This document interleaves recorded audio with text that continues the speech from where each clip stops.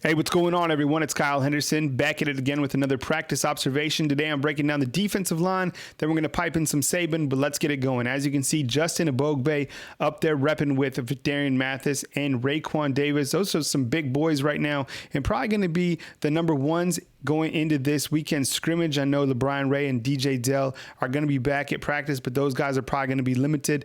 Today on BamaInsider.com, I actually ranked all the true freshmen 1 through 27. Go check that out. Very popular story on BamaInsider.com. You got Antonio Alfano working right there on the left. I think he's a guy who's came in, even though he had that 5-star status, he's just continued to put his head down.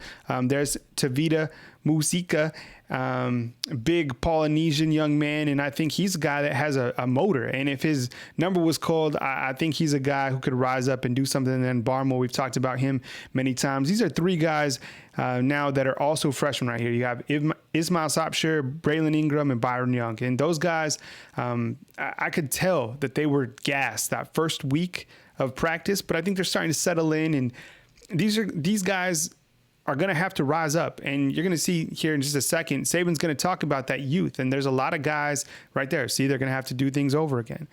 It's about playing with that mental focus. And I think Brian Baker is going to instill that. But a lot of these guys are just getting here in the summertime. And you can tell the summer enrollees from the guys who enrolled during springtime. I mean, look at DJ Dell. He actually enrolled to Alabama in December of 2018, and look how far along he is. This is back with the first team. So I think some of those freshmen, depending on when they arrived, have that much of a jump. Justin Ebogbe just moves really well, looking really good. He's kind of been up and down, but more on the up, maybe more trending upwards towards this middle part of fall camp. I really like what I see out of him. And then with Christian Barmore there on the outside, I think he's a guy eventually that Alabama is going to be able to lean on. He's just a big kid. I mean, 6'5", 300 pounds. And then Ismail Sopsher right here again. And as you can see on the right, that's LeBron Ray back from a foot. And as you can see, he's hobbling a little bit, but I'm glad to see him back out there. Hopefully he can get healthy for that Duke game. Here's Nick Saban talking about Brian Baker, the new addition to the defensive line. Well, I like Brian. I think he has a really good personality. I think he does a good job of managing his room. He has good relationships with his players. I think they have confidence in him. I think he's very knowledgeable. He's enthusiastic about his work, and the players respond well to him. But we have a lot of young players at that position who need to develop and need, to really pay attention to the fundamental details of how they need to play their position and understand what it's going to take for them to be successful, because we certainly need depth at the defensive line, and how these young guys that we have progress is going to be a real key for us. As you know, Alabama added Landon Dickerson, who's a grad transfer from Florida State and someone who's really versatile. I mean, Alabama has used him at guard, and Saban said tonight that they've actually experimented with him at the center position. Big kid, 6'6", 305 pounds, has a lot of experience. Saban really likes what he brings to the table, and just recently, this week, he was repping with the first team. Here's Nick Saban talking about Landon Dickerson. I think Landon Dickerson has done a really good job. He's really tough. He's a very physical player, very smart. He's played center and guard both for us, and have that diversity as a player is really important, I think.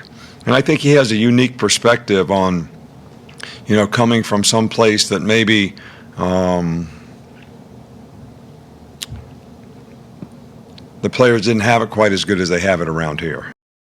Now, there were some question marks coming into this fall camp about the offensive line. Now, sure, you have Jedrick Wills on the outside, Alex Otherwood, but in the interior linemen, there was a lot of question marks. But I think some of those question marks have dissolved. And here's Saban. He's pleasantly surprised and really pleased with the offensive line's progress. Well, I like the offensive line. I think we've got some pretty good experience there. I like the two tackles that we have. I think they've both had really good camps. We have 4 or 5 guys that can play inside that have done really well. So without naming specific players, I think we can have a really good offensive line. We've had players sort of nicked up, missing a practice here, missing a practice there.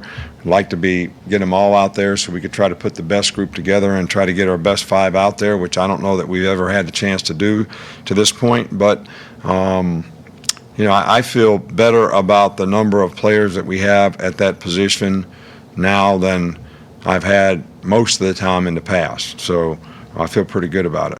Now, just this week, Miller Forrestall came back. There he is, number 87. He's a guy who's going to be the veteran, so to speak, of this group. It's a very young group, but Saban said there's a lot of competition still within the tight end unit and wants to see these guys gain that experience and develop some sort of confidence going into fall camp. Now, the tight end position is still wide open. Here's Saban on the tight ends. We have got to make improvement at that position.